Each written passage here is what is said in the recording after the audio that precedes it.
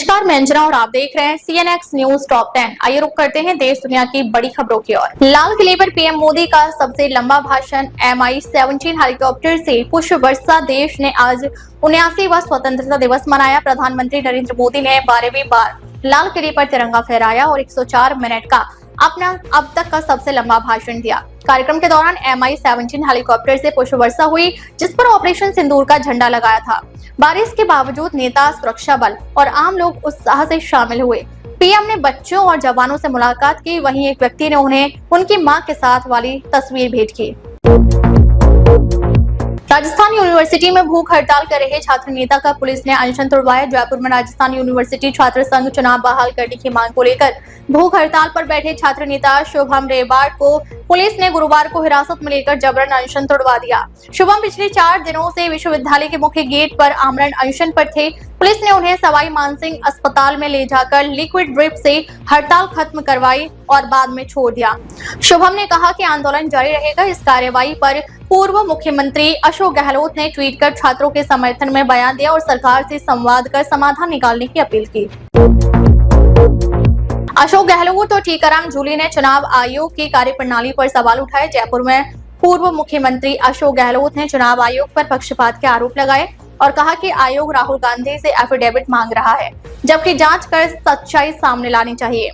उन्होंने आरोप लगाया कि आयोग दबाव में काम कर रहा है, जो लोकतंत्र के लिए खतरनाक है। नेता प्रतिपक्ष टीकाराम जूली ने भी चुनाव आयोग की स्वतंत्रता पर सवाल उठाए और कहा कि आयोग ईडी और इनकम टैक्स जैसी संस्थाएं किसी दल के इशारे पर काम न करें। जम्मू कश्मीर के किश्तवाड़ में बादल फटने से 65 की मौत, 100 से अधिक लापता। जम्मू कश्मीर के किश्तवाड़ जिले के चसोटी गांव में 14 अगस्त को बादल फटने से अब तक 65 लोगों की मौत हो चुकी है, जबकि 100 से अधिक लोग लापता हैं। 21 शवों की पहचान की गई है और 167 लोगों को बचाया गया है, जिनमें 38 की हालत गंभीर है। यह हादसा मचेल माता यात्रा के पहले पड़ाव पर हुआ, जहां सैकड़ों श्रद्धालु मौजूद थे। सेना, एनडीआरएफ, एसडीआरएफ और पुलिस की टीमें राहत और बचाव कार्य में लगी है। मुख्यमंत्री उमर अब्दुल्ला और प्रधानमंत्री नरेंद्र मोदी ने स्थिति का जायजा लिया और हर संभव मदद का आश्वासन दिया है।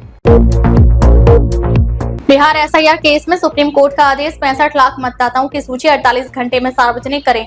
बिहार में चल रही स्पेशल इंटेंसिव रिवीजन यानी एसआईआर प्रक्रिया पर सुप्रीम कोर्ट ने आदेश दिया है कि जिन 65 लाख मतदाताओं के नाम ड्राफ्ट लिस्ट में नहीं है, उन्हें 48 घंटे के भीतर जिला निर्वाचन अधिकारी की वेबसाइट और सार्वजनिक स्थानों पर जारी किया जाए। साथ ही नाम हटाने की वजह भी बताई जाए। कोर्ट ने निर्देश दिया कि इन मतदाताओं के लिए आधार को वैध पहचान दस्तावेज माना जाए। चुनाव आयोग को पारदर्शिता बढ़ाने के उपायों पर 3 दिन में रिपोर्ट देनी होगी।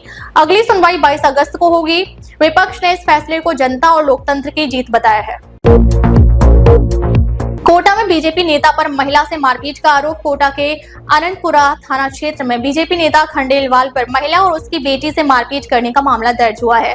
पीड़िता मंजू का आरोप है कि ओम इनक्लेव सोसाइटी में विवाद के दौरान नेता ने उनके साथ हाथापाई की, जिससे दोनों के हाथ और पैर में चोटें आई। पुलिस ने MBS अस्पताल में मेडिकल करवाकर केस दर्ज किया और मामले की जांच शुरू कर दी है।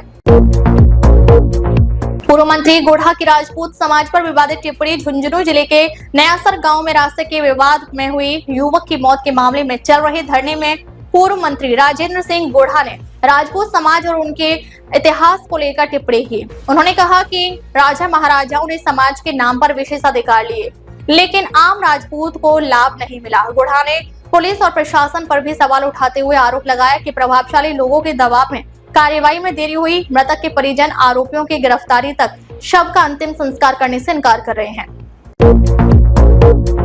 जोधपुर में राज्य स्तरीय स्वतंत्रता दिवस समारोह। सीएम ने परेड की सलामी और हथियारों की प्रदर्शनी देखी। जोधपुर के बरकतुल्ला खान स्टेडियम में 79वां राज्य स्तरीय स्वतंत्रता दिवस समारोह धूमधाम से मनाया गया। मुख्यमंत्री भजनलाल शर्मा ने ध्वजारोहण कर परेड की सलामी ली और मेक इन इंडिया के तहत बनी भारतीय सेना के हथियार व वाहनों की प्रदर्शनी देखी।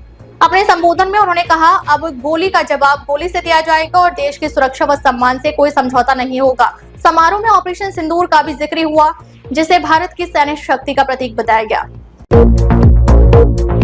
नो हिंसा आरोपी बिट्टू बजरंगी का नया बयान, मेवात में बुलडोजर कार्रवाई की मांग। हरियाणा के नो हिंसा मामले में आरोपी और गौरक्षा बजरंग फोर्स के राष्ट्रीय अध्यक्ष राजकुमार पांचाल उर्फ बिट्टू बजरंगी ने एक नया बयान जारी किया है। उन्होंने कहा कि इस बार वह मेवात में मौजूद नहीं थे, फिर भी हिंसा हुई। बिट्टू ने मेवात में बुलडोजर कार्रवाई की मांग की और आरोप लगाया कि यहाँ से हिंदुओं का पलायन हो रहा है।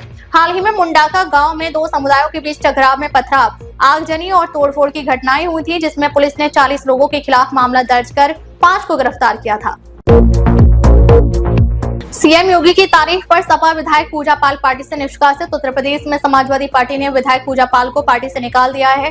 विधानसभा सत्र के दौरान उन्होंने मुख्यमंत्री योगी आदित्यनाथ की तारीफ करते हुए कहा कि उन्होंने माफिया अतीक अहमद को मिट्टी में मिला दिया और न्याय दिलाया।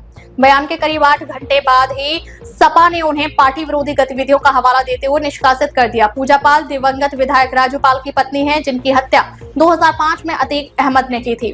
सपा से निकाले जाने के बाद पूजा पाल ने कहा कि उन्होंने सिर्फ अपनी पीड़ा साझा की और कोई अपराध नहीं किया। अब तक के लिए बस इतना ही, फिर मिलते हैं कुछ ऐसी बड़ी खबरों के साथ। तब तक के लिए नमस्कार और देखते रहिए CNX न्यूज टॉप 10।